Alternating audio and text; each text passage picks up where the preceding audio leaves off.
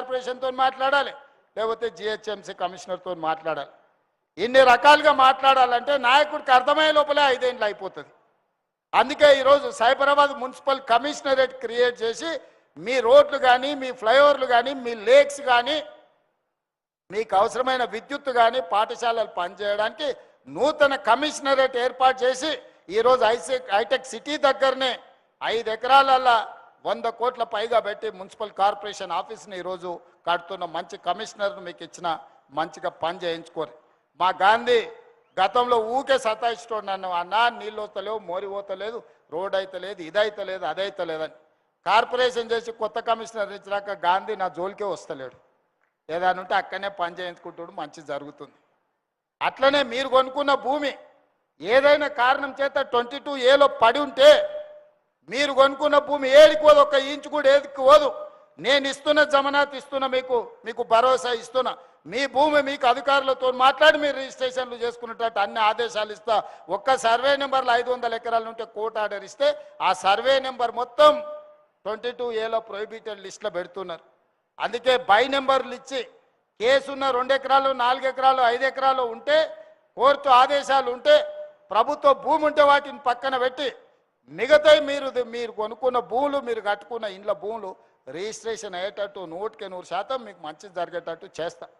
ఎవరు ఆందోళన చెందాల్సిన పని లేదు. కొంతమంది కోర్టులు పెట్టి సోషల్ మీడియాలో పెడుతురు. నిజం పెడితే మంచిదే, ఎవడన్నా నమ్ముతాడు. అబద్ధాలు పెడితే అవలగాడు అనుకుంటారు. ఈ అబద్ధాల సంఘాలకు ఈరోజు అసోసియేషన్లు పెట్టుకొని కోట్లు ఖర్చు పెట్టి కొంతమంది అబద్ధాలు ప్రచారం చేస్తారు. మీరు కూర్చొని ఆలోచన చేయండి. 10 ఏళ్ళు ఆసారు ఏం చేసిండు, 2 ఏళ్ళు మీ తమ్ముడు ఏం చేసిండో మీరు లెక్కేయండి. ఆయన ఇచ్చింది ఏదన్నా ఆపినా, ఆయన ఇచ్చింది ఏదన్నా గుంజుకున్నానా, ఆయన ఏదన్నా సంపాదించాడో పెడితే నేను తీసుకుపోయాను నన్ను తాకట్టు పెట్టినా, ఒక్కసారి ఆలోచన చేయండి.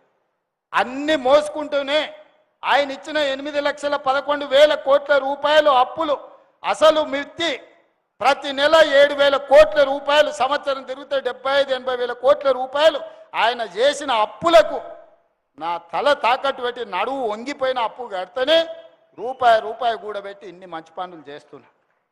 నాకు వయసు ఉంది, ఓపిక ఉంది, మీకోసం పని చేయాలన్న సంకల్పం ఉంది. విధ్వంసమైన తెలంగాణను వికాసం వైపు నడిపించడానికి రోజుకు 18 గంటలు పనిచేసే శక్తి దేవుడు నాకు ఇచ్చిండు. అన్ని అవకాశాలు అయిపోయినాక అదృష్టం అనేదే సమస్య అయినప్పుడు దేవుడు నా వైపు ఉంటాడు, అదృష్టం నా వైపు ఉంటుంది.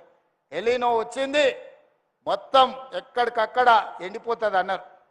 కానీ ఎలీనో వచ్చిన సమయంలోనే ఎల్లంపల్లి నిండింది, శ్రీధర్ బాబు ఇక్కడనే ఉన్నాడు. హైదరాబాద్కి తాగునీటి సమస్య లేకుండా దేవుడే వానలు కురిపించాడు. కొంతమంది మాత్రం కర్ణాటక, తమిళనాడు పోయి అఘోర పూజలు చేసిరు. కరువు రావాలి, జనాలు చచ్చిపోవాలి, ఈ ప్రభుత్వం బద్నాం కావాలని. ఇట్లాంటి దుర్మార్గులు కూడా ఉన్నాడు.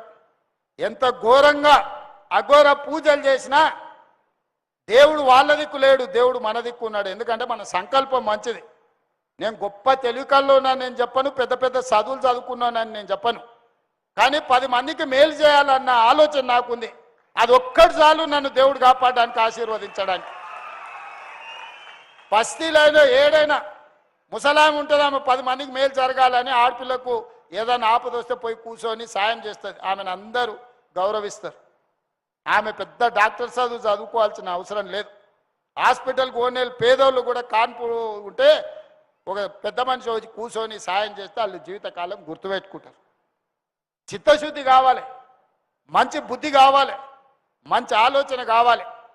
అందుకే ఇవాళ ఎక్కడ కూడా గతం నేను ఇన్నిసార్లు వచ్చినా, నిన్నమన్నే కుక్కట్పల్లి గతంలో ఎన్నిసార్లు చూసారు ముఖ్యమంత్రిని టీవీలో తప్ప ఎప్పుడైనా మనిషిని చూసిరా?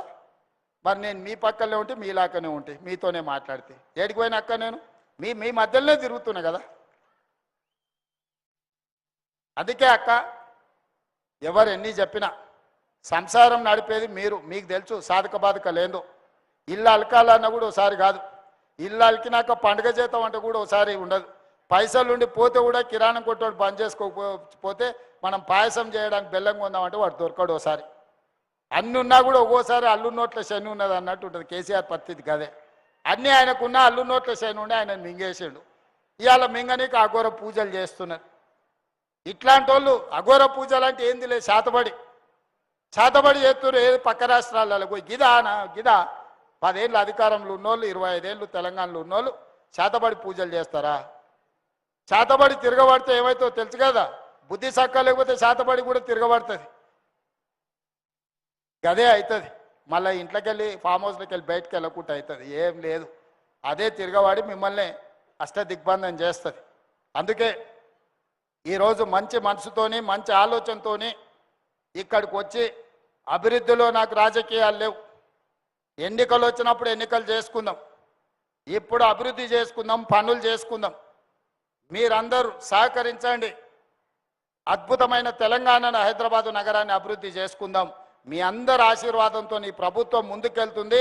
ఒడిదుడుకులను ఎదుర్కొని అధిగమించి ఆర్థికంగా నిలదొక్కొని విధ్వంసమైన తెలంగాణను వికాసం వైపు నడిపించడానికి నాకు శక్తినివ్వండి, నన్ను ఆశీర్వదించండి.